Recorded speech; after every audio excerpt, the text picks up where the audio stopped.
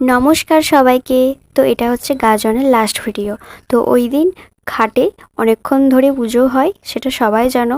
তো আমিও গিয়েছিলাম ঘাটে, কিন্তু আমার যেতে দেরি হয়েছিল কারণ বাড়িতে কাজ সেরে তারপর গিয়েছিলাম। তো গিয়ে দেখি ওইখানে পুজো শুরু হয়ে গেছে, মাইকে শুনতে পাচ্ছিলাম বাড়ি থেকে। তো খুব তাড়াতাড়ি করে আমি আর একটা দিদি চলে গিয়েছিলাম ওই মাঠ ঘাটে।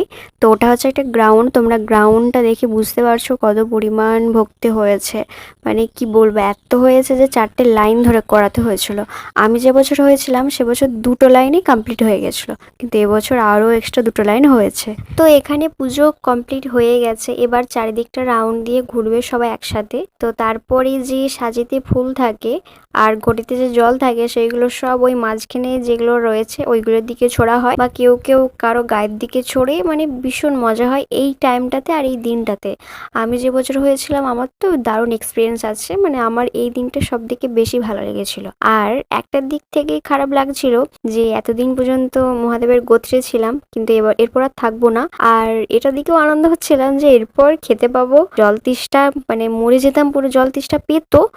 এই দুপুরের দিক করে সকালের দিক করে একটু জল তেষ্টা পেতো, তো এরপর আর কোনো জল খাওয়ার জন্য বসে থাকতে হবে না, তো যখন ইচ্ছে খেতে পারবো, মানে এই ব্যাপারটা আর কি। তো যাই হোক, আমার খুবই ভালো লেগেছিল, মানে খুবই এনজয় করেছিলাম। ওই করতে করতে তারপর দেখছি বম ফাটছিল, ওটা দেখছিলাম। ওটা দেখার সাথে সাথেই শুরু হয়ে গেছিল গোটা গায়ে খড়ি মাখা আর হচ্ছে কলকে ফুলের মালা, গলার সবারই ভর্তি কলকে ফুলের মালা। এবার অনেকজন সবাই মিলে করে এনেছে, তো যে যারটা পারছে সবাইকে আদার সবাইকেও দিয়েছে, আমিও পড়েছিলাম, তোমরা দেখতে পাবে। ওখানে যেই থাকছে সবাইকে খড় মাখিয়ে ভূত করে দেওয়া হচ্ছে, এরকমও হয়েছে। মানে মানে ভীষণই এনজয় বলে বোঝাতে পারবো না তোমাদেরকে, কিন্তু খুব এনজয় করেছিলাম। আর একটা জিনিস, আমি ভিডিও করলে কেন জানি না সবাই ভাবে আমি ছবি তুলছি, কিন্তু আসলে যে আমি ভিডিও করছি সেটাকে বুঝতেই পারে না। যখনই আমি ক্যামেরাটাকে আমার সামনে নিয়ে আসি, ওপেন করি, তখনই ভাবে হয়তো আমি ছবি তুলছি। তারপর সবাই আমার ক্যামেরার সামনেতে চলে আসে, যেই থাকে আমার সামনে, তো কিছু সেকেন্ড পর বুঝতে পারি যে এটা ছবি না, এটা ভিডিও চলছিল।